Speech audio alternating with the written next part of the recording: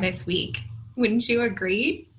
Today, we are kicking off with an amazing panel of industry experts who will teach you how to create awareness of pertinent issues that directly affect your business without ever stepping foot in DC.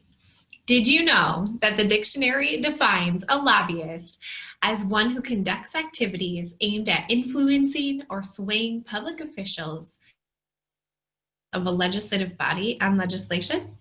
Did you also know you don't need to walk the halls of the Capitol building or lunch with the lawmakers on a daily basis to influence the rules that govern your business? You can exercise your powers of legislative persuasion as an advocate, which is just what you will learn about from our incredible panel today.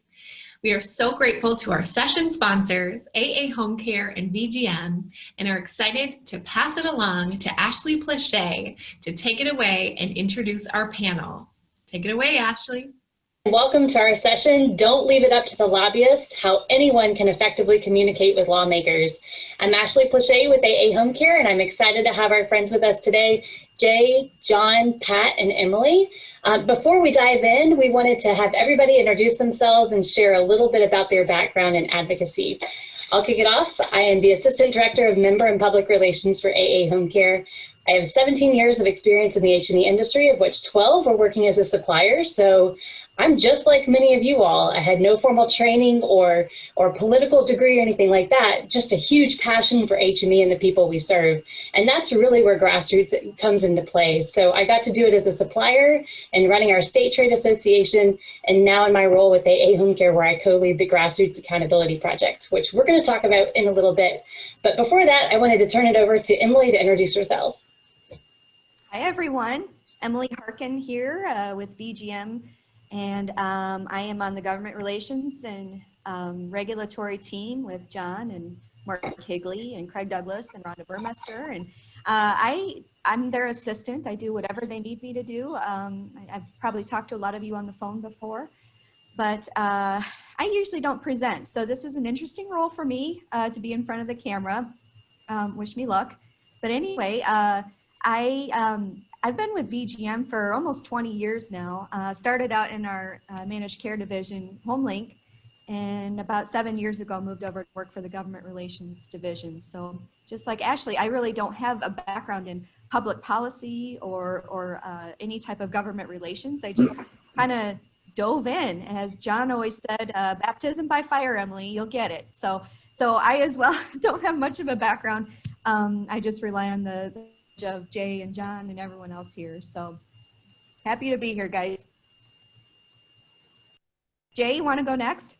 Sure. Hello, I'm Jay Witter. I'm the Senior Vice President of Public Policy at AA Home Care. I've been at AA Home Care 11 years. There's lots that's happened in that 11 years in the industry. I've been in DC for 25 years. I worked for 4 Democratic members of Congress and then work for other associations on lobbying. I talk with the legislators and their staff on a daily basis, and I work with everybody here on this call. So I appreciate the opportunity to discuss grassroots because it's vital to the success of the industry. So thank you for the opportunity. John? Well, I'm John Gallagher. I'm VGM Government Relations. I've been Vice President for VGM Government Relations for 18 years. Before that, I served in the Army and a couple other jobs. But my background for grassroots actually came from growing up. My father was a state senator for 18 years. So I attended a lot of bad chicken dinners and chili cook-offs and parades and what have you. So I saw grassroots at its finest at the ground level. My degree actually is political science. I took the hard science, so I apologize for that. Patrick, you're up.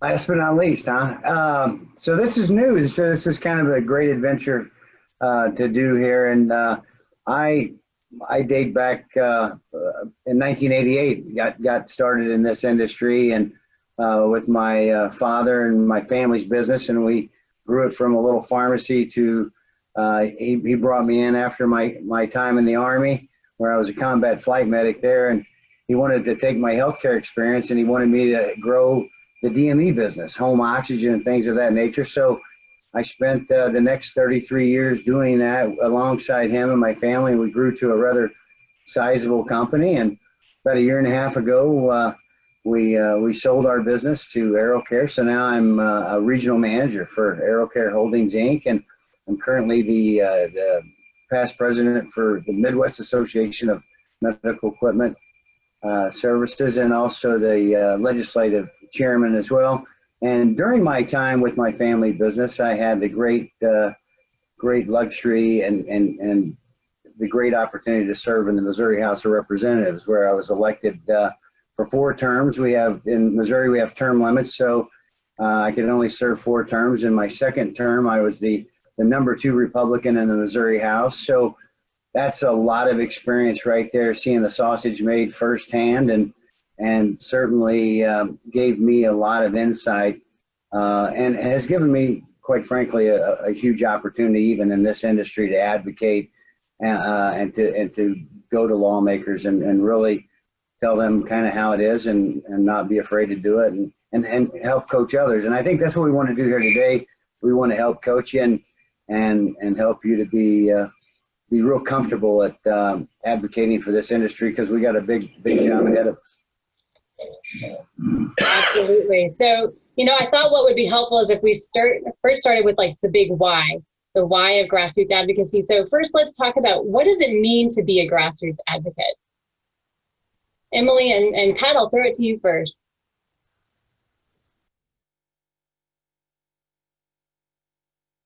Emily?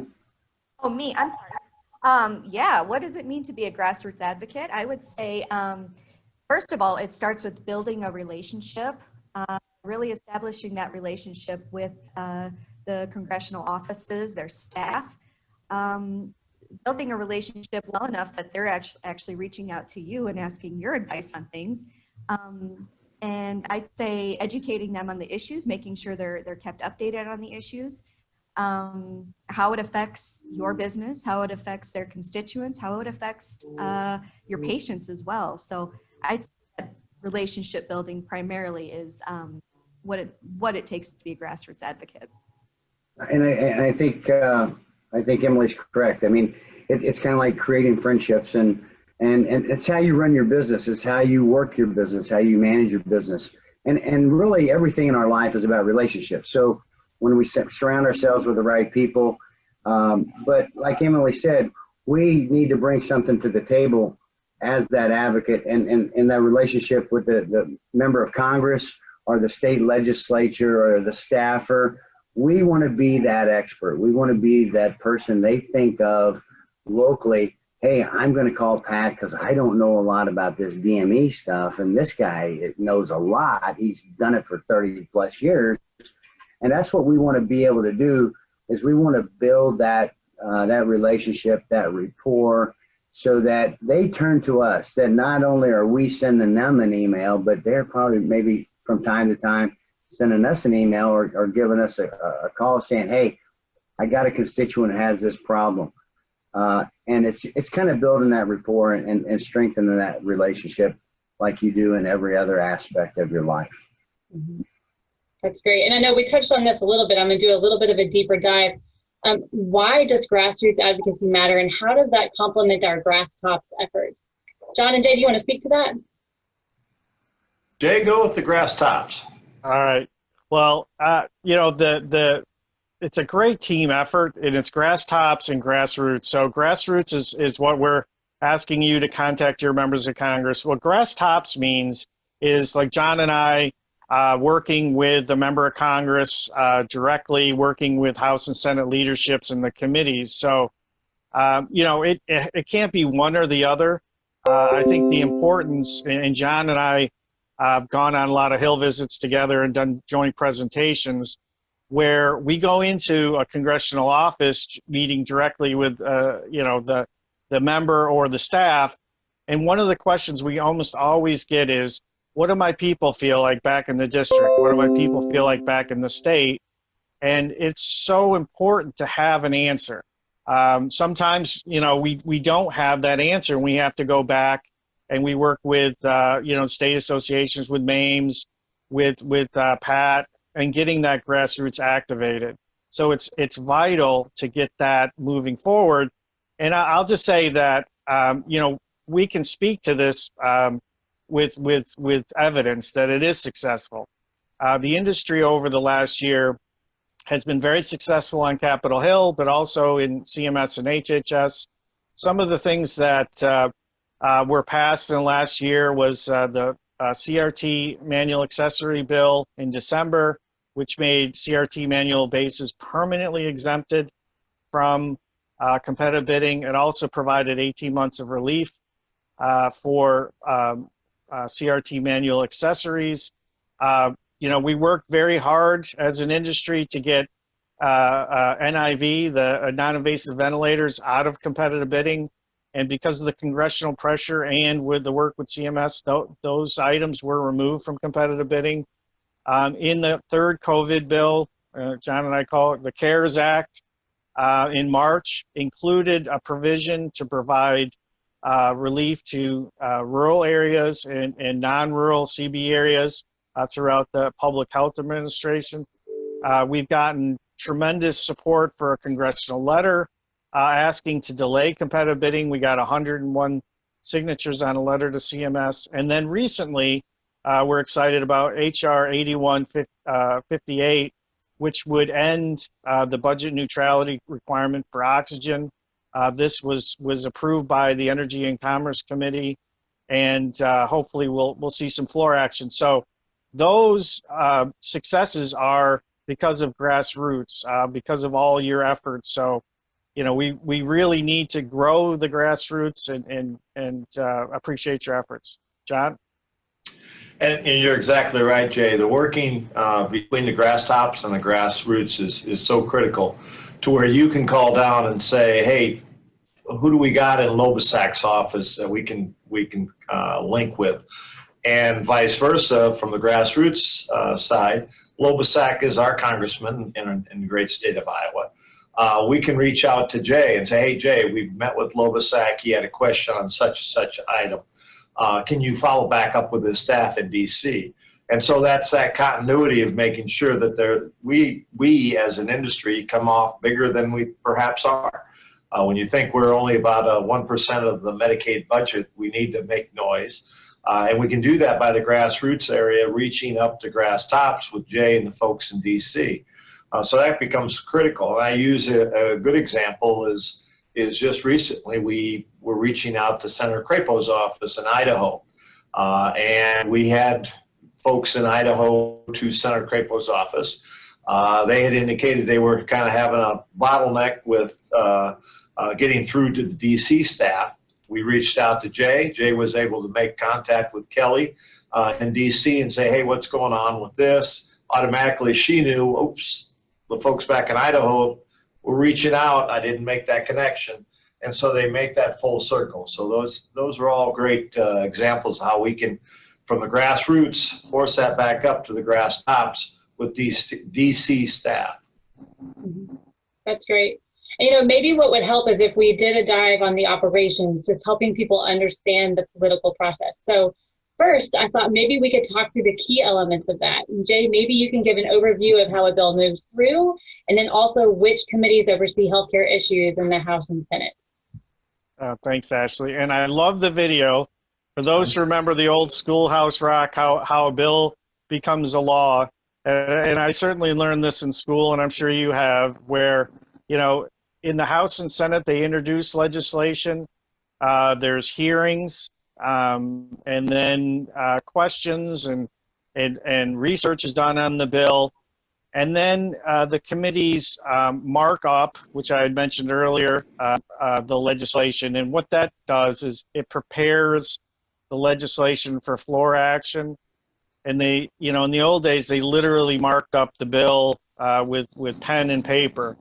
And then once that goes through the markup process, it goes to the House and the Senate, and they pass the bills. If there's any differences, there's this conference process where they consolidate the bill into one. The House and Senate has to pass it again, and then it goes to the president for signatures. Now, that's what you learned in civics. That's what I learned in school. But John and I can attest to this, is it rarely happens.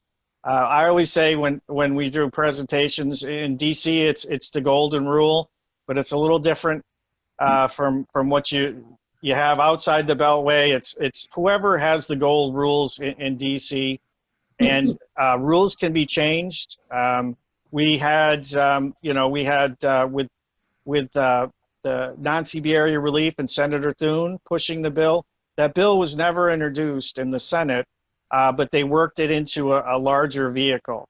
And that's because of the support of Senator Thune and the South Dakota folks, but also with all the other members in the past grassroots support. So, when we talk about the rules, if you have enough support and in the right areas, anything is possible. They talk about Congressional Budget Office scores. They talk about hearings or markups. That is true, but if you have the support of the committees and the leadership, that moves forward.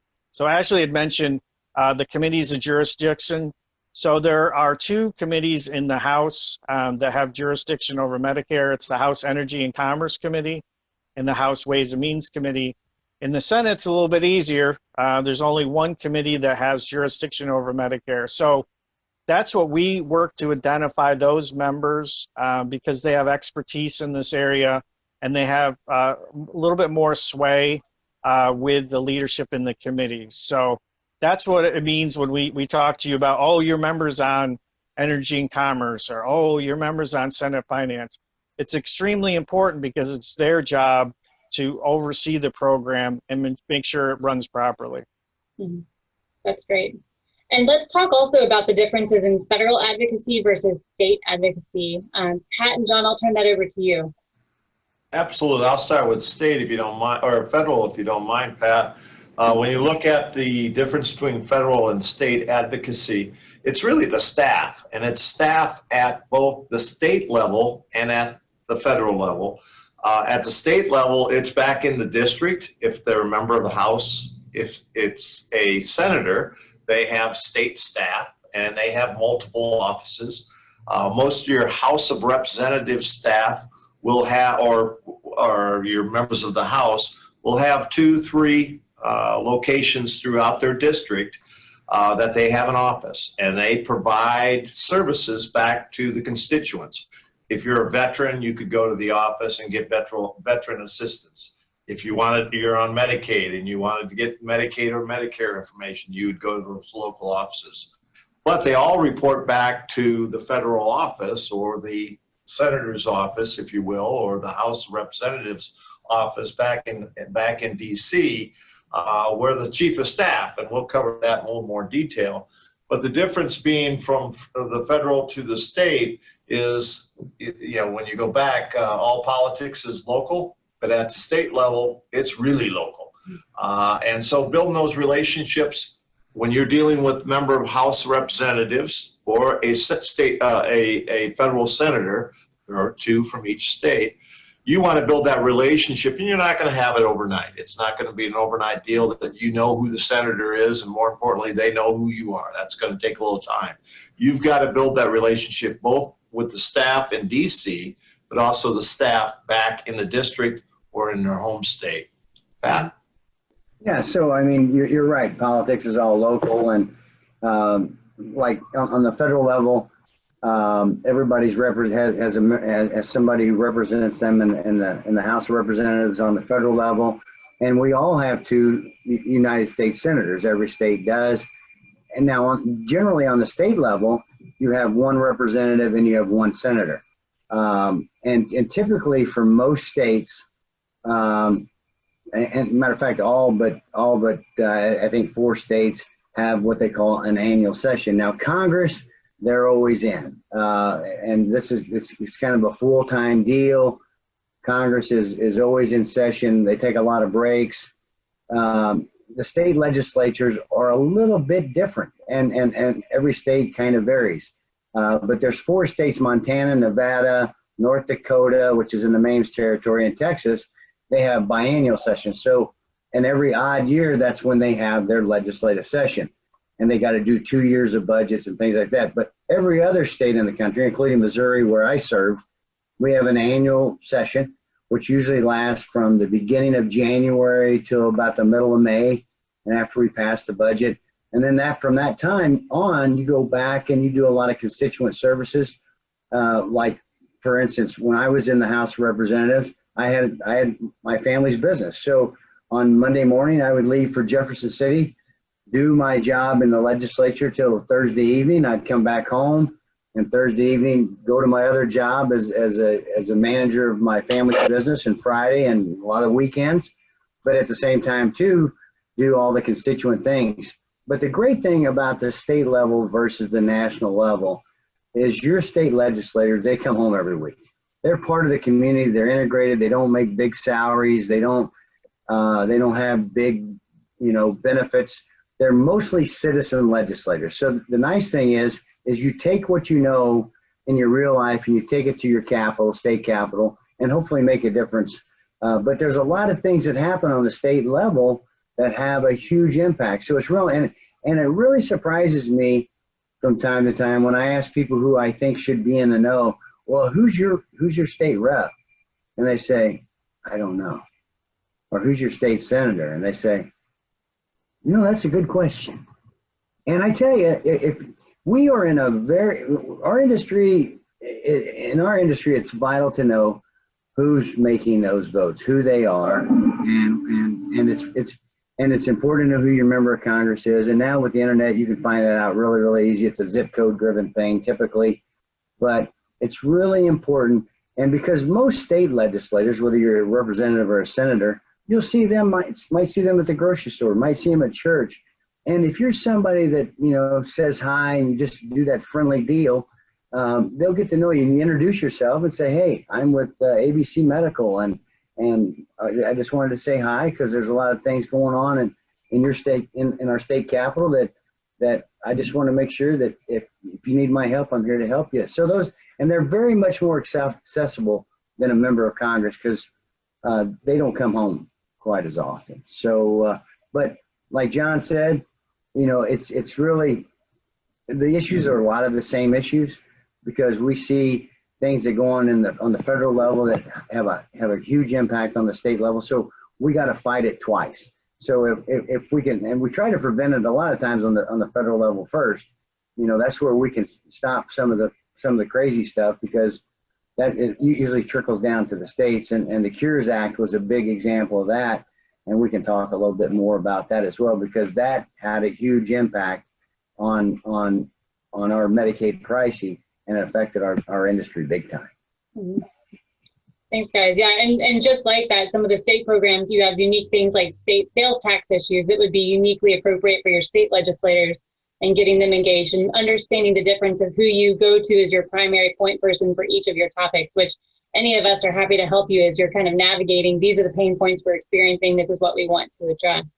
But I did want to bring up, this is a unique year. 2020 has been a very colorful year for a lot of us. And so I wanted to ask, with everything that's going on and with the Hill environment, with how it is right now, how does that affect our ability to engage Congress on the HME priorities? How has that affected the normal flow of things for this year? Jay? Sure, thanks. And it is becoming very political as we speak, with the elections just right around the corner. And now there's, as of today, there's a new opening for the Supreme Court, which will make it very political. So you see on TV, both Democrats and Republicans fighting, and it doesn't seem like there's a lot of, work being done together. But I can say proudly that our issues are bipartisan, that we have great champions on both sides. Kathy McMorris Rogers and Congressman Lobbyists. We have, numerous examples of where, both parties are working together on our issues. Now, there is a lot of noise in DC going on about budgets and COVID and all these other issues. It's our job just to make sure our priorities don't slip off the radar. But, you know, don't worry about our issues becoming partisan. We have champions on both sides. Thanks, That's Ashley. great. Yeah, thank you. You know, I thought we touched on this a little bit. I want to do a deeper dive. When we talk about not only your legislator, but their staff, let's talk through the different support roles that people who work for the legislator and how those might be a little bit different, what we talked about in the state version versus the federal version. Emily and Pat, do you all want to speak to that and maybe even getting into some of the different profiles of them? Sure. Yeah, I'll go ahead and start, Pat, if you don't mind.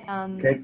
I do reach out a lot in my position. I work with the different staff members in the offices, reaching out for support, reaching out to schedule meetings. And as on the federal side, usually each member of Congress, senator has a chief of staff whose their primary responsibility is they're kind of the ones, the right-hand person to the member of Congress or senator. And their job is actually develop and implement policy objectives. Next down the line would probably be the legislative director. And they tend to manage all the other staff in the office and any type of legislation that's coming around. After that, I'd say you get into the different levels of the different aides, the legislative aides.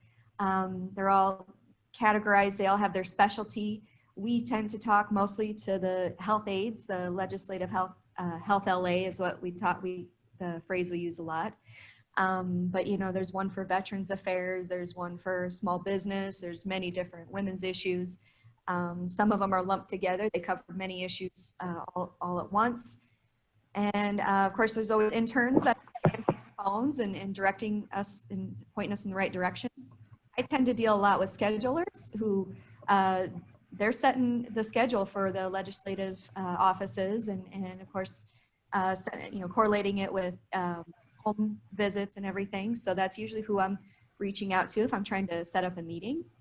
As far as in-district staff, usually it's a little more limited in district, but they tend to have also a regional director or a district director.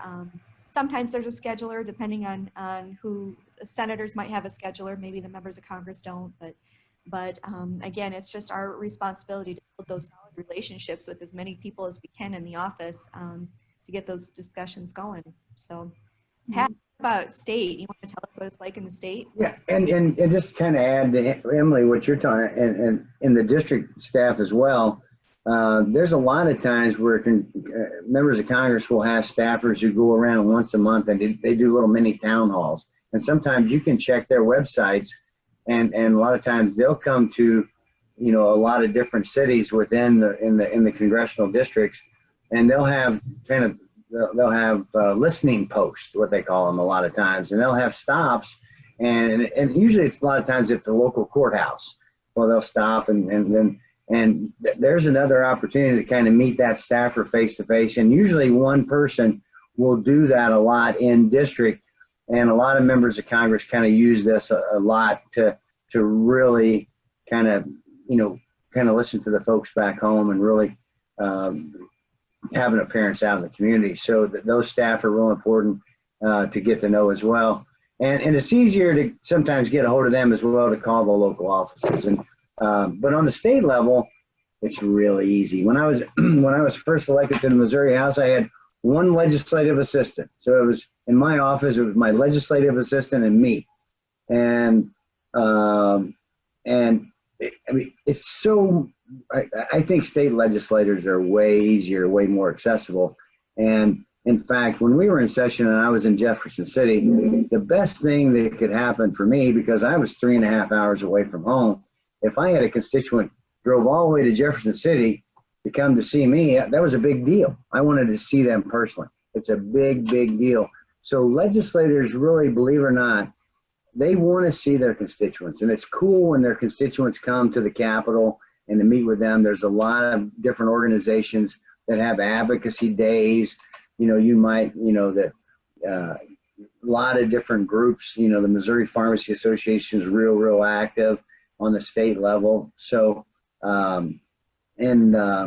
so get involved in some of those things.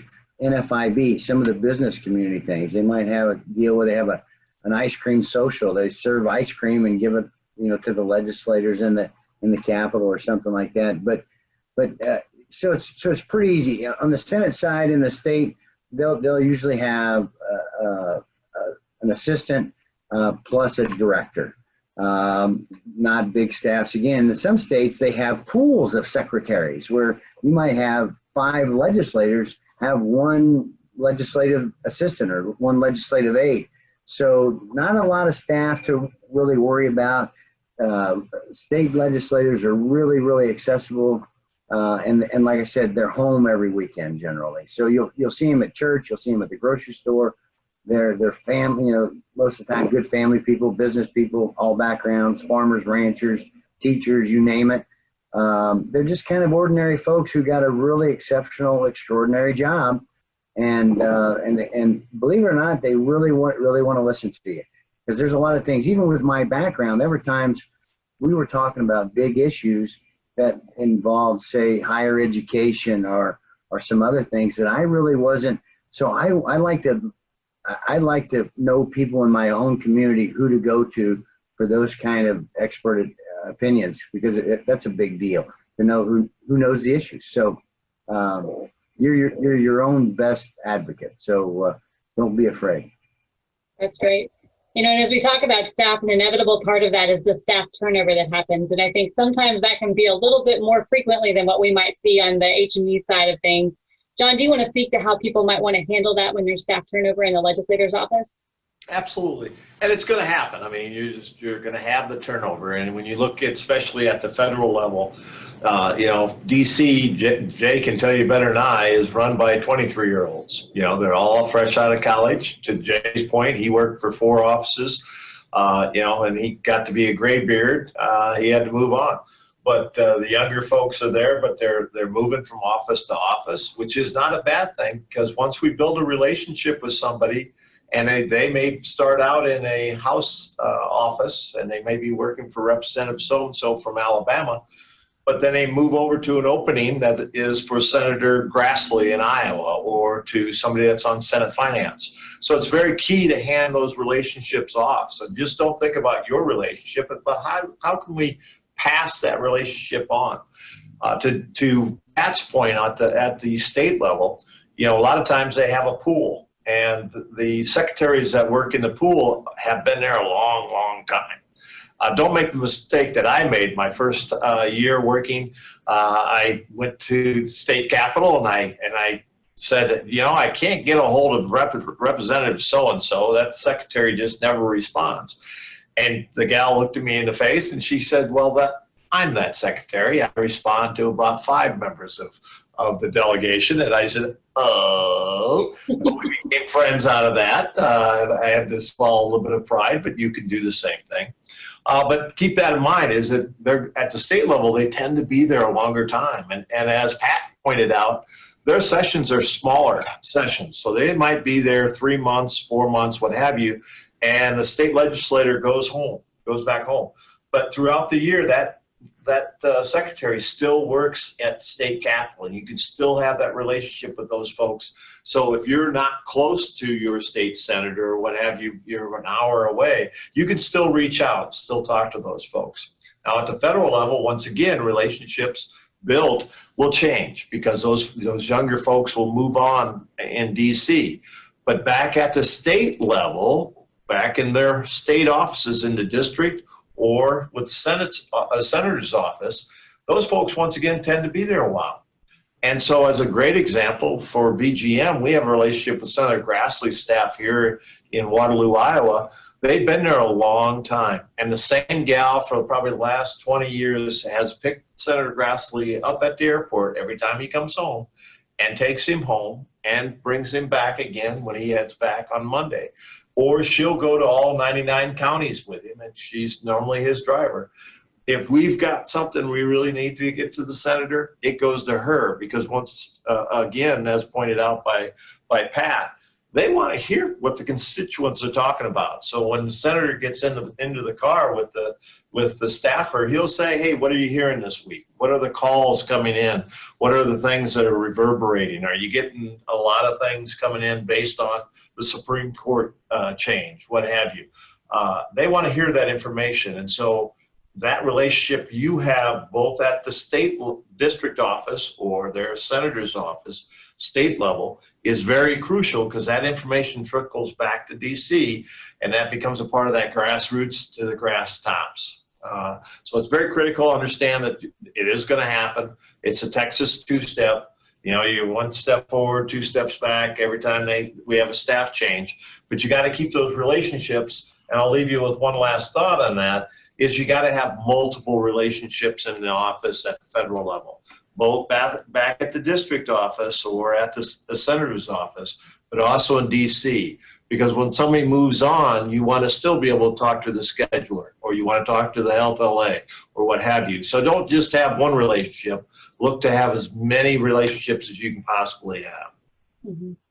That's great. And you know, a lot of times if you have a relationship with that person, especially on the federal side, when they're making a transition, they're going to let their friends know. They're going to reach out to the people they work with a lot, and they're going to say, hey, I'm moving into this other role, or here's my personal email or whatever, but I want to introduce you to such and such, and that person is going to be taking over for this position. So a lot of times you're not left questioning what's going on, or if there is a vacancy there, they'll have somebody else that's going to be temporarily handling that within the office. So you're not without a resource, no matter what change happens.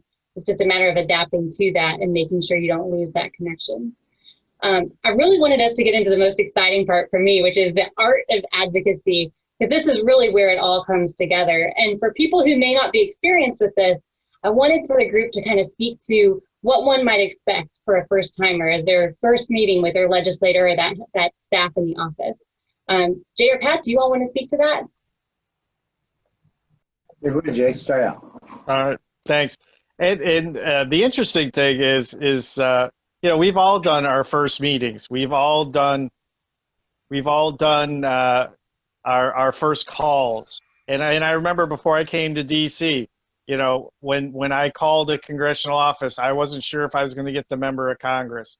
So, you know, we certainly can understand if this is your first time that it's a little intimidating, but I'll tell you, it's just the same protocols as when you schedule a meeting with your business, right? The same protocols. You know, you contact the person, you be absolutely clear on how to engage someone, ask for the appointment, have what you want to talk about it. But it certainly, it shouldn't be intimidating. And after you do it your first time, you know, I've talked to many people, they want to do it again. So, you know, emails, phone calls, just like you do every day to run your business. Mm-hmm. Yeah, and to Jay's point, I mean, it's really the staff, and I'll tell you the best boot camp, folks. The best real experience is the legislative fly-in that AA Home Care has every year, and obviously with COVID this year was a bad deal, but this is one of the coolest things in the industry, and it's not cheap, but it's where you spend 1 or 2 days on Capitol Hill. AA Home Care does a great job. They'll if you don't make your appointments, they'll help you make and schedule the appointments.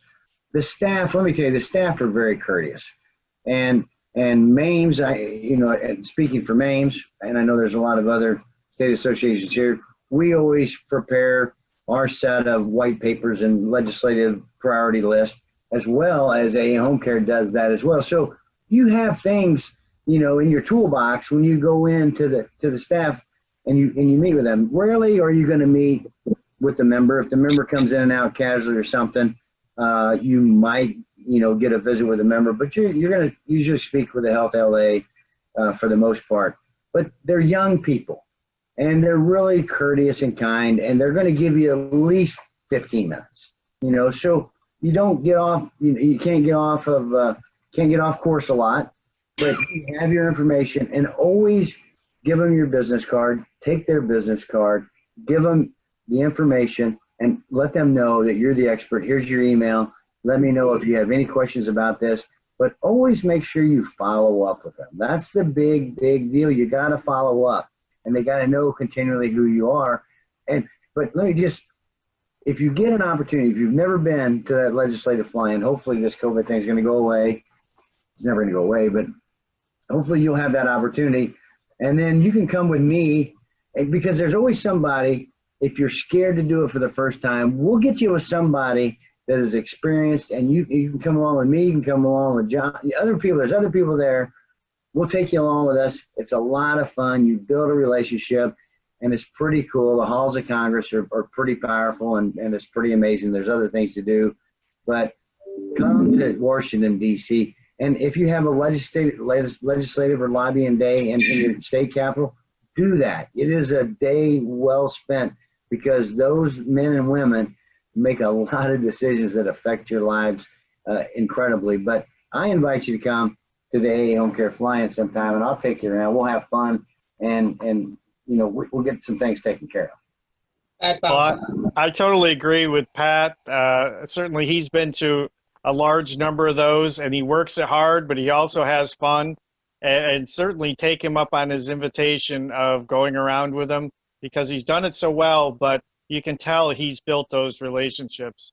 Just one comment, as Pat had mentioned, we're in the whole COVID environment right now. And one of the things that we all talked about, and we continue to talk about, is how to best communicate when you're talking about the art of advocacy. That has certainly evolved. 25 years ago, when I was new on the Hill, the gold standard for contacting your member of Congress was a handwritten note. It was a handwritten note, then a typed letter, and one of the worst things was an email, because and emails were pretty sketchy back then. But that all changed on 9/11. The mail is super slow, and has to be irradiated, so that kind of changed. And now during the COVID emergency, the pandemic, that has certainly changed. So what we have found is most successful is emails, being very clear on what you want. The subject matter is incredibly important. If it's your first time contacting a legislator, let them know that you're a constituent. Right up at the beginning, it's your address, where your business is located in their district, so they can see that right away, because they get hundreds of emails a day. So say what you want in the subject clearly, identify yourself as a constituent, and then get to the point and have backup information of what you're advocating for. Another great mode is texting. Certainly a lot of the staff is out of the office now, but there's a lot of work that's being done. We've made some really great inroads in our legislation, because staff and members are still working. So, and I know Pat does this. He texts his staff, and he texts the legislators. So if you build that relationship, you can work with them and get their cell phones and their in text messaging. But those are probably the best modes of communication right now. The staff is dedicated. They are answering their emails, and the old written letters take a couple months to get there anymore. That's great. And the other thought, if we have urgent calls to action, like a limited window for a sign-on letter or something like that, also pick up the phone. You might send an email, but you could also call them, and you don't have to wait until they respond. I think, when we talk through those different things that can really make a difference, obviously the more of the personal one-on-one connection you can have, so that phone call or email, fantastic, or reaching out. And as you go down, there are also templates that are available for you through the action centers that, AA Home Care has, VGM has, et cetera. Those are all helpful, but it becomes even more impactful when it's personal. So I think that you want to kind of elevate that message. And once you reach out, also knowing that if you have an actual contact in that office, that's going to get you a lot farther than the form letter that's on that legislator's website, because that's going to a generic inbox. You may get a generic response versus finding the actual person you want to speak with and then having a conversation. Now that person probably deals with healthcare issues. They may not know everything about HME, but they at least have the framework to have that conversation and understanding. And then that's an opportunity to build it. You know, as we talk about first timers, one of the things I also try to keep in mind is that not everybody knows our world, and they go from talking to you for 15 minutes to talking to the Boy Scouts for 15 minutes to talking to whoever after that. So we have to be really careful in using specific language, understanding how we want to communicate our needs or our action or call request to them. And then also saying, you know what, you don't have to be an expert in this because you're going to learn to trust me, and then I can be that resource for you as you learn those issues. Jay, you talked really well about like how to talk to people in this. I thought I would open up in general for best practices for grassroots advocacy, the kind of themes or points that you would like people to focus on, and that's to the whole group. Anybody? Well, I just have one point, additional point that it kind of struck me as you were speaking, Ashley, is, you know, use us as a resource. So you know, home care, VGM. One of the things that just happened, we were working with our grassroots folks on the CRT congressional sign-on letter, and a number of folks were very frustrated that they weren't getting responses to their emails. And you know, sometimes that happens, and so we can give recommendations on taking the next step. But what we've seen during this COVID, you know, staff is all over there, and what, you know, those members talk to us, and I know they do this with BGM, that they were contacting the wrong person. And so we worked behind the scenes to find out who that person was, and then they did get a response. So if you don't get a response, don't be frustrated. You know, take it to the next level. Reach out to John and I, or Ashley, or, you know, Pat, or anybody on the call. We can help get that message through. Mm-hmm. Mm-hmm. One other tip I would give for first timers, or just in general for this, is that you don't want to speak beyond your depth. You don't want to guesstimate or make speculations in your answers. So don't be intimidated if you're being asked something that you don't know the answer to. It's really important that you maintain that credibility. So if you don't know the answer to what they're asking, you say, you know what, that's a great question. I'd like to look into that and get back to you. Because now you've not only preserved to know that what you tell them is truth, but you've given an extra opportunity for that follow-up contact that you want to continue that engagement. I know there's a lot of things that each of us would probably weigh in on. Pat or John, did you all have any tips for just best practices in general? Well, the only thing I would add, oh, I'm sorry, Pat. Yeah, real quick. I think the one thing for me that probably had the most impact on all of my legislative visits was probably my story. My real life story, and what competitive bid did to me. I mean, I lost 2 stores. I lost 9 employees. I mean, it wasn't because we did things bad, we didn't know what we were doing, or we ran a bad business, or we had a bad business model. It was strictly because my government regulated me to a point that reduced my reimbursement to a level that I could no longer provide the goods and services at the rate they were paying me. And when you have that real story, and you sit in front of that 23-year-old legislative aide, and you sometimes think maybe they're figuring out if they should change the color of the paint on the wall or something, but just keep saying your story. If you got a story that makes sense and it goes along with why you're there and what the issues are, tell your story. Also, if you get a new legislative aide or health aide, and they're new on the job, ask them about, you know, how familiar are you with durable medical equipment, DME? Ask them that. And that's one of the things I ask a new one right away. So you know how familiar, and just throw out CRT accessories, or throw out competitive bidding, or throw out oxygen, and see what they know and what the issues are. And that gives you a real fast feel. So you know how much educating you need to do, and how much information you need to take from home care or MAMES FYIs and send it their way. Boom. So that's, you know, but tell your story and know at what level that person you're talking to is educated about your business. Mm-hmm. And just to dovetail off that is a perfect segue into the fact of take the jargon out. You know, we as an industry talk CRT. They have no idea what CRT is. So you've got to explain, keep it very simple, use the KISS principle, keep it simple, silly.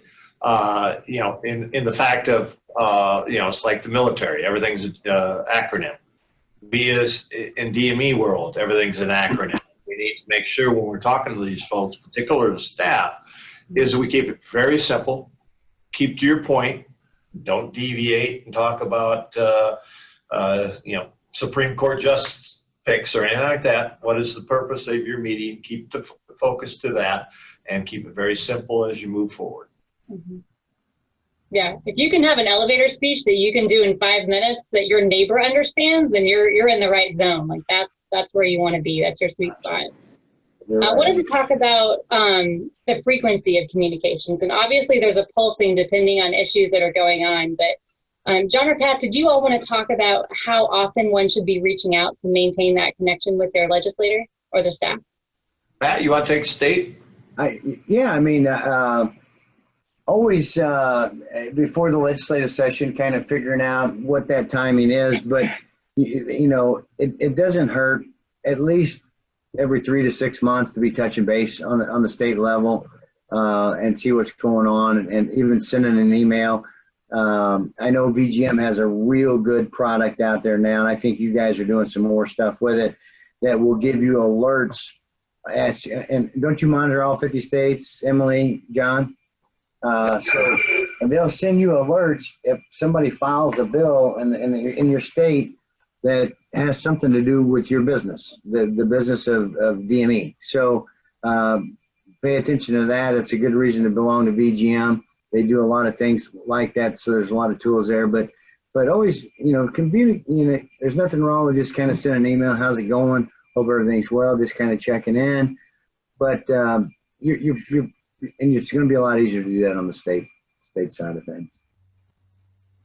On the federal side, I would dovetail with Pat and say, on a quarterly basis, if you don't have anything pressing, we don't have a bill that's before Congress, at least quarterly, you reach out to those folks and just reestablish. Once again, you don't want one relationship in their office. You want to be able to reach out to the chief of staff if you build that relationship. Don't feel like you got to have a relationship with everybody the first year that you're doing this. You're going to build slowly those relationships. Once again, think about the fact that they're going to come and go. So if you're not reaching out on a regular basis, be it a quarterly basis, you're not going to know that first person has moved on to a new office or has had a baby and is out on maternity leave or what have you. So just you've got to reach out and just touch base. I use as an example, Regina Gillespie in West Virginia. She is fantastic at reaching out, and it's once a month she reaches out, and it may be just to say, hey, I'm still here. I'm surprised I've not been put out of business, but I'm still here. And oh, by the way, boom, boom, boom. Right. And she'll have a relationship with 2-3 folks in the office, and she'll CC them onto that message. So that once again, every time she's reaching out, she's touching several folks. Just to add to that, Regina, and there's a lot of people that do this besides Regina, but have social media connections with staff members and will even tag. I think Regina's actually tagged like Secretary Seema Verma, Administrator Verma. She'll tag her, tweet her in things and tag her in the tweets and everything. So I think that's great too, to get the social aspect involved in that as well. Facebook, LinkedIn. Mm-hmm. That's great. And I think it's important that we also address the follow-up, whether they give you a good response, a negative response, and like an apathetic, like, cool, thanks for reaching out, I'll take it under consideration, or they just flat out don't respond at all. It's important that we take that next step of re-engaging them and pushing that conversation a little bit farther down the line. Jay and Pat, do you all want to speak to maybe some suggestions for how people would navigate each of those scenarios? Sure, Pat, do you want to start? Yeah, that's, we talked a lot about, during this presentation, we talked about the DC staff, the district staff, the state legislature. We talked, different individuals, what role they play. But one of the things that is really key, and you talk about advocacy, you talk about getting involved, and you talk about getting support, there's another staffer that plays a real important role. We haven't even talked about them. It's their campaign staff, right? So they have campaign staffs. How do they get in office? They campaign and they get elected. How do they get elected? They have to have a lot of support. They have to have a lot of money. They have to raise money. They have to have friends, right? So, I mean, in my state of Missouri, I know who most of the campaign directors are. I know who runs the campaigns, because when I have problems, even if it's a legislative problem, I can go to a campaign guy and say, hey, can this person call me, because I'm not having much luck, and because the campaign guy knows that, hey, Pat always shows up at the fundraisers. Pat always helps with fundraisers. Pat's always grassroots and putting out signs. So I'm a sign guy. I'm carrying some signs around with me now that when I get off work, I'm going to be putting them out this evening. But, and I'm not even going to tell you who they're for. So, long story short, know the campaign guys, because here's what we did. And here's the important thing. We, in MAMES, and I'm going to brag a little bit about MAMES here real quick, because we talk about how you get things done. And, a while ago, Jay talked about the success we had with the CARES Act and getting language in the CARES Act that suspended the crazy stuff with the rates. So we got our good rates back. So how did that happen? We have a friend in John Thune, Senator Thune. So what do we do? About a year ago last year, MAMES and those of us on this screen and others and you in the audience, we got together and we decided we're going to have a fundraiser for John Thune. And we went to South Dakota and we got a group of us and MAMES put this thing on, and we met at the Clubhouse Suites in Sioux Falls, South Dakota. We had a great crowd and we raised an astronomical amount of money from a grassroots level. And I'm talking about $25 donations, $25, $50, $100 donations, easy.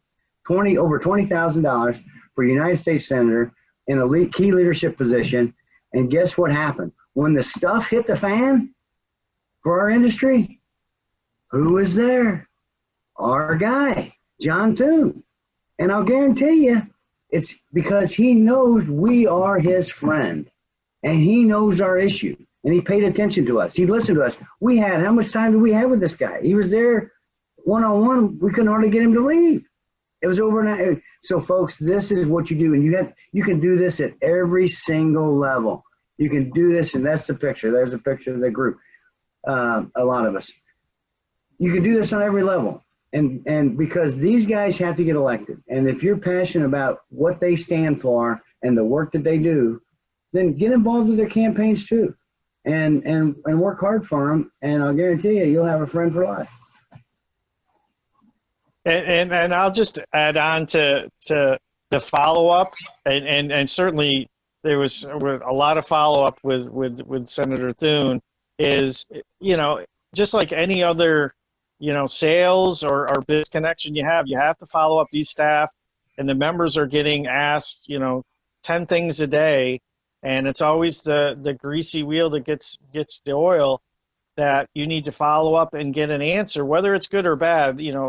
Ashley had mentioned that it's good to know one way or the other. And if it's negative, then you go in a different direction. So it is so important to follow up. If you've asked them to sign a letter or co-sponsor a bill, I know folks say, can I follow up in a week? Can I follow up in 2 weeks? And then you keep, on a weekly basis, keep asking for an answer or a decision by that office. And then once you get that, then you can move on to the next issue. That's great. If I could real quick, because I know we're running late on time, and I know people are out there saying, you shouldn't have to have fundraisers and spend money, and, they should just do the right thing. All right. Well, we should just want them to have good government. But the reality, folks, is this, all right? They have to win elections, and elections cost them a lot of money. For a United States Senator, it's millions of dollars. And that's how you can support them. That's how you can show. And as an owner or a former owner, and you look at the difference between a $120 a month concentrator and an $80 a month concentrator. It doesn't take many concentrators, and you can contribute nicely to a fundraiser, and the return on investment is pretty amazing. And I think that's the straight talk. And it shouldn't all be all about the money. I totally agree. I wish everybody just did things for the right reasons. It was just good government. But the nature of the beast is we have a friend in John Thune. So it's real important that every election that comes around, because he's done a lot of good things for us. And we have Chuck Grassley, other people. When they do nice things for you and they are your advocate, you want to make sure you're doing everything you can to get them reelected. Right, John? Amen. That's great. Well, thank you all for weighing in, and obviously for your passionate response there, Pat. That's great. I did want to make a small note. If you're not getting a follow-up with the person or you're having a hard time reaching them, another avenue, which we've kind of talked about in a couple of our other talking points, you can also use outside people to reach them. So if you're not able to get to the person you need, maybe there's somebody else that you know that has a relationship there. And so whether that's the campaign manager that Pat was talking about, or it's somebody outside of that office, or maybe one of their colleagues on the Hill, there are ways to still kind of connect to get where you need to go. So think creatively about that if you're not getting the follow-up you need. But I did want to move into our next session, which is really the core of what we're talking about today, which I hope you're getting that message. Anybody can be an advocate. So you don't have to have, you don't have to be a registered lobbyist. You don't have to have your master's in political science. Like this is an every man, every woman job. This is a job for you. So what I wanted to do was talk about the qualities that we think are important for grassroots advocates, because you don't have to have those fancy titles, but you do have to have passion and heart for this industry. Emily, do you want to talk about some of the other qualities that people would have as a grassroots advocate? Yeah, I think you nailed it with passion for the issues, but your willingness to just speak with them, like we said, once a month, once a quarter, whatever it may be. The knowledge of, like Pat said, it's really just a matter of telling your story, but just be prepared when you're reaching out to them so that you're not rambling on and on and on. Just be succinct, concise with your message. But, I think the reason for this call, I think, is because to show you that anybody really can do this. I'm not a lobbyist. I'm not a Jay or a John or Pat or anything. I'm just someone who happens to be John Gallagher's assistant. So once in a while, they have me reaching out to offices and doing stuff I really didn't know I'd ever be doing. So really, if I can do it, anybody can do it. And I just want to say, keep in mind too, that these folks are, they're our servants. I mean, they were put into this position to serve their constituents. So they should never make anyone feel like their questions are stupid or anything like that, because they are here to serve us and to make their district, their state, this country a better place. Mm-hmm. That's great. And Emily and I have been working a lot. We have a project that we're working on together where we're empowering grassroots advocates across the country. And one of the common things we hear from people who are considering it is like, well, I'm afraid of, and then fill in the blank with whatever that is. So I thought maybe we could tackle some of those common fears that people may have in getting involved so that we can dispel any of the myths about what grassroots advocacy actually requires. And really, I'm just going to turn this out to the group. We've all been those first timers at one point. So what would you recommend to somebody? What advice do you give to help them overcome whatever fear they may have for raising their hand and saying, I'll do my part? Well, I'll just comment. One of the things that I hear, going out in the States is, is it really important? Do I need to be doing it? Isn't that what Home Care and VGM does? But certainly my answer back, and John and I've heard him say similar things. Your business depends on it. Medicare is the biggest insurer in the country, and even if you don't do Medicare, Medicare's rules affect Medicaid, third-party payer. It affects a lot of different things, and so treat it, grassroots as a component of your business. If a third-party payer said to you, "Oh, I'm going to change these payment rules," you'd be, calling and meeting with those folks Medicare is the same way, and Medicare is more powerful because it controls most of the reimbursement, across the board.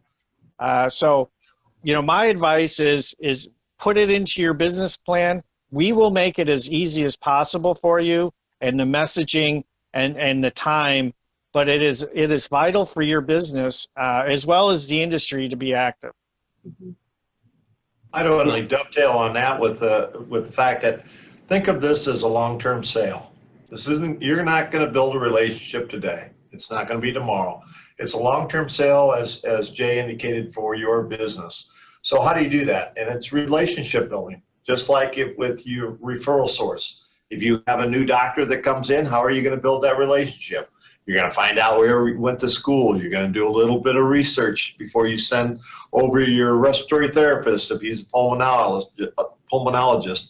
So what are you going to do? You're going to do your research, understand where they come from, build that relationship, start to build this with the staff. How do you get to know the gatekeeper at the front desk, and so on and so forth. This is a long-term sale. Don't think it's going to happen overnight, and you're just planning out, as Jay indicated. Plug it into your calendar and say, hey, once a quarter I'm reaching out to these folks, or if we have a need for something to get moved quickly, to be able to reach out to those people. And it's just, one step forward each as we go forward. And don't worry that, if it is the Texas two-step, you take one step forward and they have a staff change, take 2 steps back, reestablish the relationship, long-term sale, move forward. I think there's a couple ways to take the leap. One, I always believe in the buddy system. So if you're going to do something and you're kind of intimidated by it, or you're a little apprehensive, find a buddy and you guys do it together. All right. And if you just say, well, rather than getting in the truck and going to Jeff City all by yourself, or your state capital all by yourself, get a buddy and maybe get a friendly competitor. I know Minnesota, God love you all. And there's probably a lot of you watching today. But I mean, they have to have almost a full-time lobbyist in Minnesota, because the state of Minnesota keeps doing the weirdest, wackiest things to their DME providers. But you talk about real grassroots advocacy. I mean, our Minnesota members are doing a fine bunch of work up there with the help of the VGMs of the world and the AA home cares of the world. And they're tackling some things and getting some things done. So get a buddy. And if you got to get a lobbyist, maybe do that too. Hopefully that's not the case. The other thing is Medicaid directors and Medicaid agencies usually have they have stakeholder groups. Now in Missouri, we're pretty fortunate because we have an advisory committee that serves at the pleasure of the Medicaid director. And I've had the fortune to be on that advisory committee for probably 20 years, and I've been the chairman for about 15 of them. And we are involved in every aspect of anything that the state of Missouri wants to do with their Medicaid program when it's relative to DME. They come to us. We have a quarterly meeting. We have an agenda, any changes they want to make. And we are very, very blessed. And there's a lot of states that have laws that they want these groups of professionals, that industry folks that are stakeholders. So look into that as well. Know who your Medicaid directors are. See if they have any stakeholder groups or stakeholder committees where they ask for input on any kind of regulation that they're going to put forward or cut or things like that, because that's the root of most of the evil in our industry. Really, if you guys agree with me, is the Medicaid programs. That's what gives us the most trouble on the state level, probably by far. Mm-hmm. And one thing I want to mention when we talk about grassroots advocacy, I've heard some people say, well, I don't do a lot of Medicare business, or I don't do Medicare business anymore, so what's that matter to me? And I just want to touch on the points that have been made, which is, Medicare is often the benchmark that others look to for setting their rates, whether you're looking at a commercial payer or an MCO or the state Medicaid program, especially when you look at how cures is affected, what the Medicaid reimbursement can be. All of it is interconnected. And I think you have to really have that 10,000 foot view to say, if I'm looking holistically at our industry and the opportunities and challenges that are ahead, how can I use where I stand and my voice to help make an impact in those things, and to help make sure that those are who are shaping or creating the policies that could affect us, either directly or through that ripple effect, that we're really teaching them why this matters and why they need to protect the HME benefits. So I just want to encourage you, if you're not really super connected within the Medicare world anymore, you still have a very direct reason to get involved in federal advocacy, and obviously with all of the other advocacy efforts that are underway in the state as well. Speaking of which, if it works for you all, I was going to dip on over to our Grassroots Accountability Project, because this whole time we've been talking about how anybody can be an advocate. So here's how you become an advocate. We have a Grassroots Accountability Project. This is spearheaded as a combination effort between AA Home Care and VGM in partnership with our state associations. And our intention is to educate and activate all 535 federal legislative officers by having an HME grassroots volunteer to each of those districts, to each of those states, so that everybody can say, you know what, I've heard this issue, I understand what you're asking. So when you have this specific ask, yes, I will support, yes, I will sign on. So Emily has pulled up our website. It is hmeadvocacy.com. And we have this great interactive map on here where you can always look up, depending on the particular bill or piece that we're working on. You can see the key issues that are up top to learn what's the background of this, and then what do I need my legislator to do? Because in any outreach that you do, you want to be very careful in saying, here's the issue, here's why it matters, and here's what I want you to do about it. So all of those turnkey resources will be available for you on the site. And we're just super excited to have this program. It's been in effect for a few years, but we're just expanding its footprint and making it even easier for you to be involved at this point. So again, it's hmeadvocacy.com. If you're interested in getting involved, you can reach out to Emily or myself, and we'd be happy to talk to you in a little bit more detail. But again, it doesn't require a lot of time. The guys have talked, and Emily has talked about what this process is like as a grassroots advocate. We want this to be an easy and effective and productive experience for you. So Emily, if you want to go over to that Get Involved link right there, we'll just show people what you do. If you go to hmeadvocacy.com, you can click this link and you can send us a message to join the GAP. We'll also have an overview video for you to learn a little bit more about that as well. So Emily, did you want to pull up the next slide as well, just to show anybody anything else on that? And anybody else from the team, if you all want to weigh in on the program, we've seen a lot of effective grassroots advocacy efforts take place, because there will be an issue that John or Jay will alert, and then we'll quickly get everybody engaged, and the state associations are getting everybody engaged.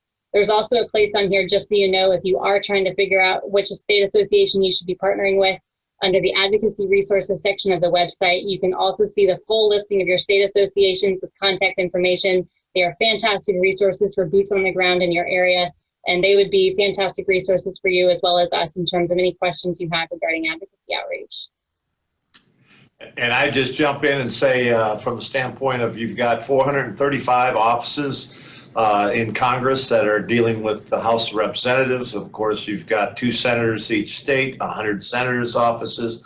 We need contact in every one of those. And so we need somebody from Montana. We need somebody in South Dakota. We need somebody in every state engaged with their local House of Representative and their senator. If you're not a member of your state associations, shame on you, you should be. Join MAMES, join whatever state association that is involved.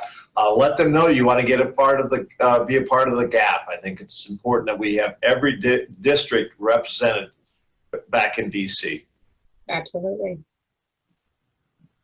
Bear with our website. It is still a work in progress. I don't think we have every person on HR 2771 updated yet, but we are, it's all coming very close. We've been working hard at it, haven't we, Ashley, for the past couple months to get this up and rolling. So it is a lot. Just like I said, give it, it might take a second to load up, and we're still working on getting some stuff updated. So yeah. So if you'd like to join, you can reach out to Emily or myself or anybody on this panel right now. We're happy to help you. You can reach out to your state association and let them know that you would like to get involved in grassroots efforts, because we coordinate with them directly on a lot of these efforts as well. And we're happy to have you. And we think this would be a really great opportunity for you to really make an impact for your business, the people you serve in our industry at large. So with that, I was going to kick it over to Q&A. Well, happy to answer your all's questions that you may have about advocacy and how we can be a resource for you. Wonderful. Thank you, everyone. That was absolutely fantastic. So I want to bring the panel on.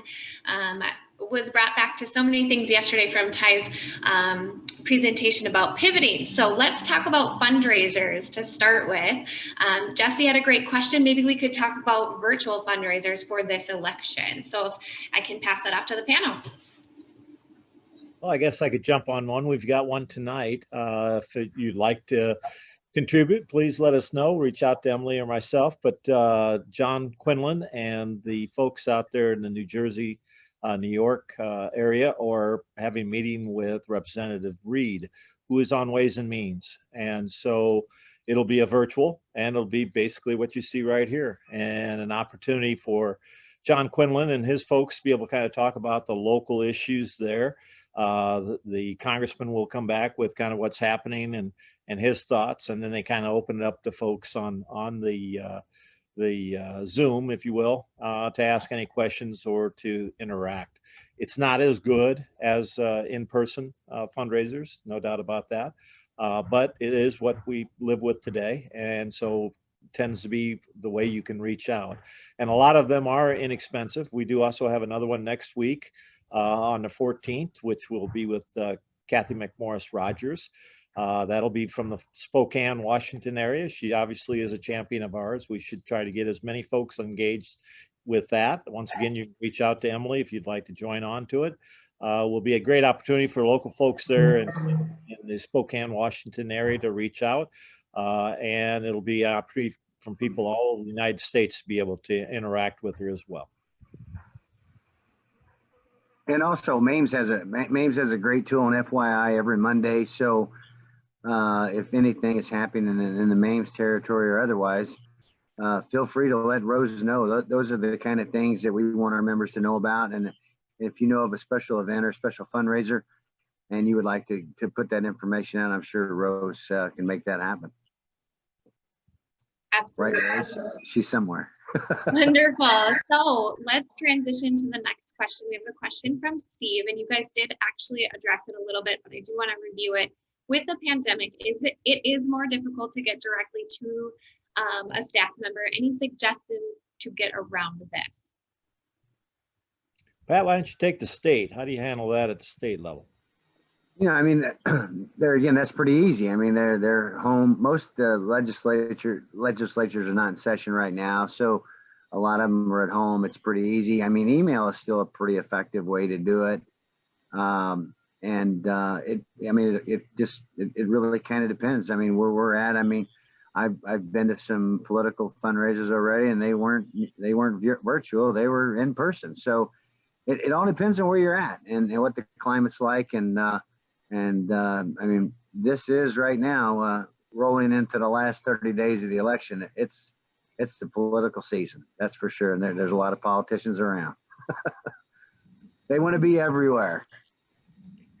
With that, I mean, you kind of want to look at from the grassroots. If you're from a county, be it in Steve, in your case, up northeast Wisconsin, if you looked at your local county, they're all going to come to Pat's point. They're going to be the county commissioner, the state representative, the state senator is going to go to an event, and guess who will be there? The congressional candidate, the senator that will be there.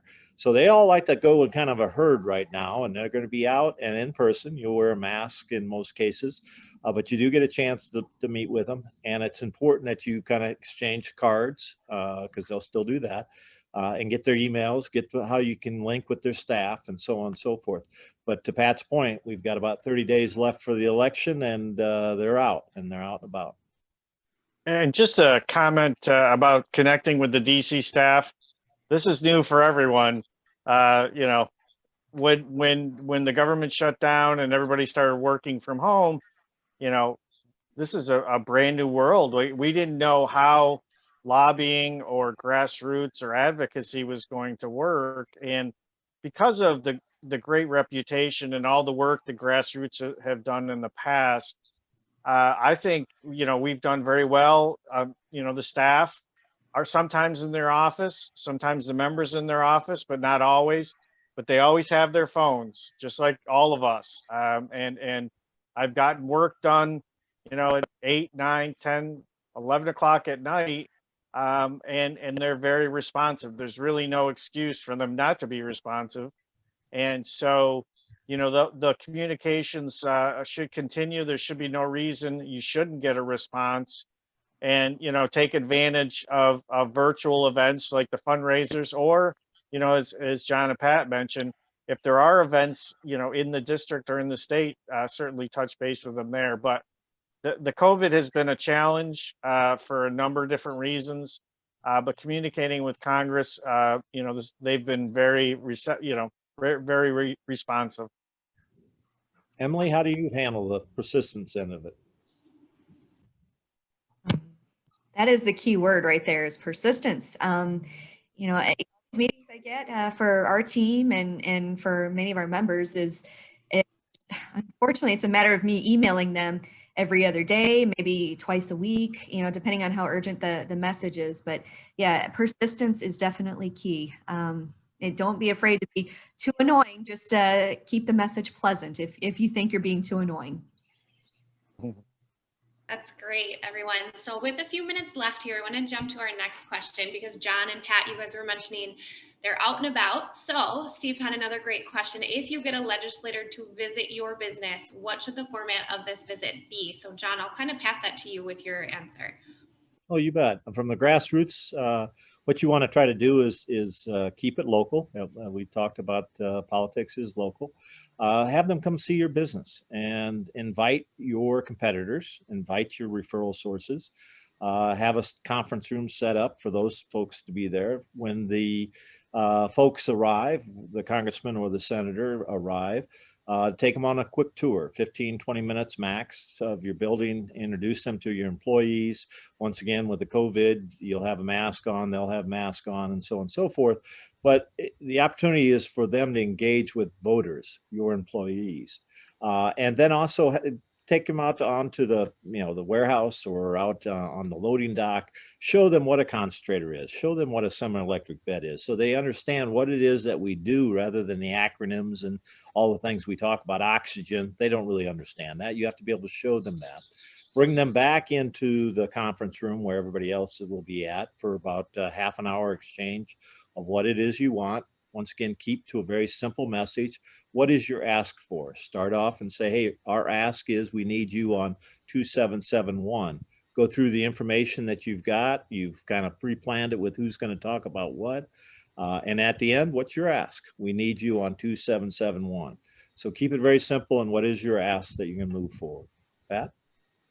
John, I mean, you said it perfectly, really. I mean, I've had members of Congress come to our locations, and that's exactly what we did. And really, they just want to engage, and they always want pictures, and it's fun for the staff, it's fun for them, and they really do learn a lot. And when you bring an oxygen concentrator, you bring a ventilator out, and you talk about what it is you do, and you kind of show them hands-on.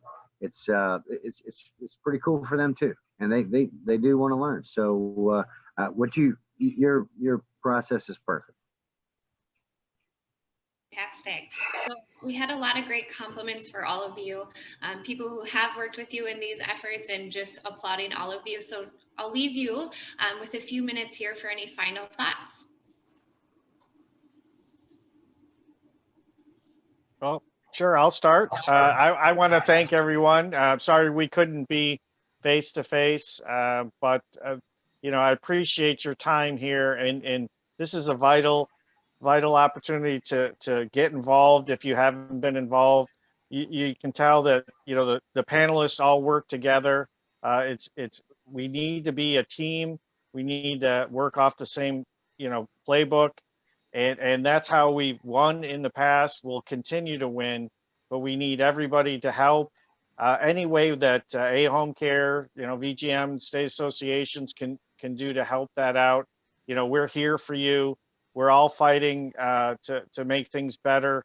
And certainly with the election and the next COVID bill coming up, there's opportunities to make advancements, and with your help, I think we have a good shot. So thanks again for all your help. And if you need anything, just let us know.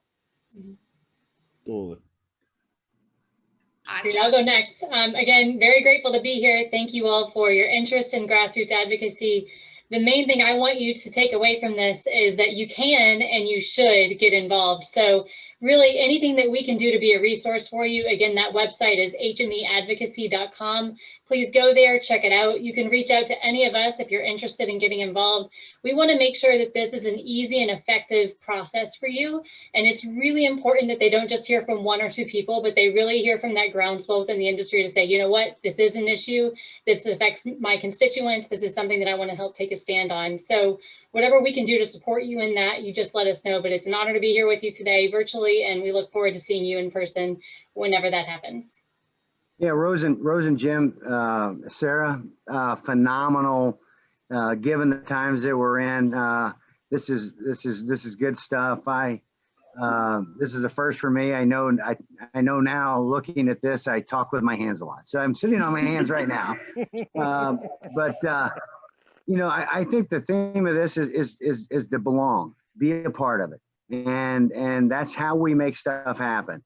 And it's not going to be just MAMES. It's not going to be just A Home Care. It's not going to be just VGM. I mean, it truly is. It's a grassroots deal. Your whole life, if you're a business owner, you're in the DME world, it's a big, big deal what happens in Washington and in your state capital. And we can do this together. We have done we have done some phenomenal things for less than 1% of the Medicare budget. Let me tell you, we have some loud voices, and we'll continue to do that. MAMES does such a great job. Jim and Rose, I can't thank you enough for. I mean, MAMES is incredible, and we in the Midwest, there's nothing better, man. And we just I appreciate being a part of this, and will continue to be as long as I'm in this crazy business, and I don't see myself going anywhere very soon. So and thanks to all my other panelists. It seems like the Brady Bunch thing. I gotta be turning. But you know what? I'm so anxious to see all of you again in person. I'm so anxious for that, and I'm hoping, I'm crossing my fingers and praying hard. Maybe in the spring we're gonna get together and we're gonna shake hands and hug and have some fun and learn some things. And so hopefully 2021 be a little bit better to us, please. Emily? Yeah, you know, you guys nailed it. All of you guys have nailed it. I'm totally humbled to be amongst the group. I'm still amazed that I was asked to be a panelist. I'm always behind the scenes, but thank you, Jim and Rose, for putting on such a great show. I've been kind of dipping in and out of the exhibitor hall and seeing who's all a part of this. So it's really I this setup. So congrats to you guys. And I've been checking out the names of the people who are watching right now, and a lot of them are my friends. So thanks for watching. And don't be afraid to reach out to any of us here. But yeah, thanks for all you guys do. I guess I get to wrap it up. Thanks, Rose and Sarah. You guys have done a great job. Over 160 companies, over 700 people in attendance on this virtual. Sure do miss being up at Red Lake, and look for that again, like Pat, to be back in person. But the fact that you pulled together all these state associations, had so many of these folks on the line. Hopefully we get a great turnout for the GAP, and we get a lot of folks signed on. That'll be a big push. And we appreciate your time and effort, and look forward to seeing you all in person. Yes, John, that's absolutely fabulous. And we just want to go ahead and once again thank all of the associations that have joined in with us.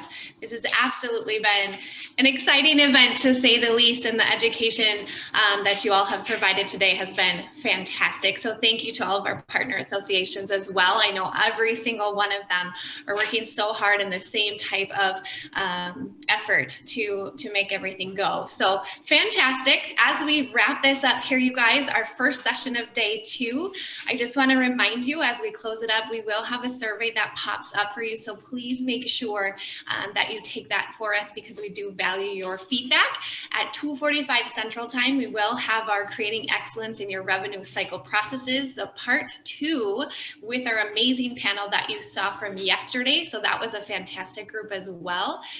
We will follow that with an open exhibit hall. And guess what? We have a super exciting announcement coming up in the next session about a fun giveaway we'll be doing this afternoon.